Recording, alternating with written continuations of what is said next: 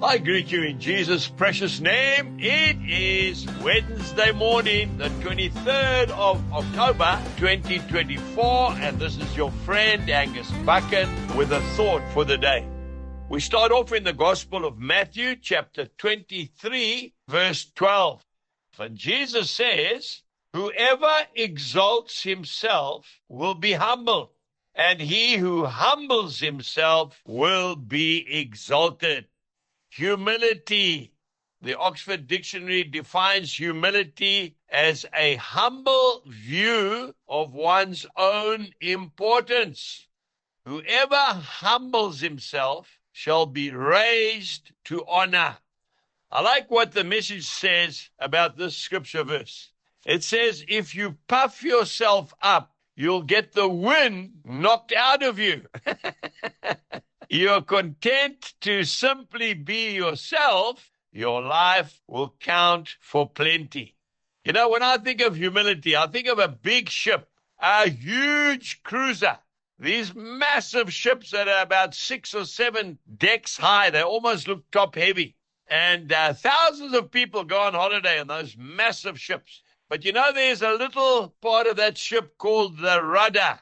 The rudder of the ship, it is underwater all the time. No one ever sees it. No one ever speaks about it.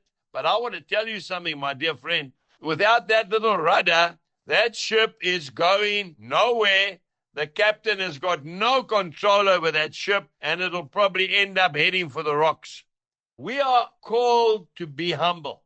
The Lord is the one who raises us up. When I was sitting here contemplating of someone who I regard as humble, I remember reading about a man by the name of Father Nash. That was his nickname. That's what they called him.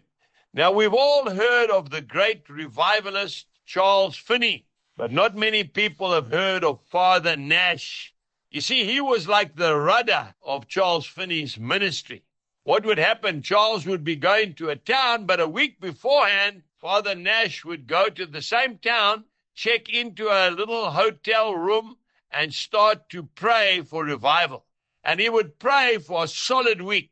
They said he prayed so loud they could hear him down the street. And the day before the great revivalist Charles Finney arrived in town, Father Nash would pack up his little suitcase and he would leave town and go to the next town and do the exact same thing. A humble man indeed, but I think when we get to heaven, we will realize just how much work Father Nash had done. Today, remain humble, and the Lord will exalt you. Jesus bless you, and have a wonderful day. Goodbye.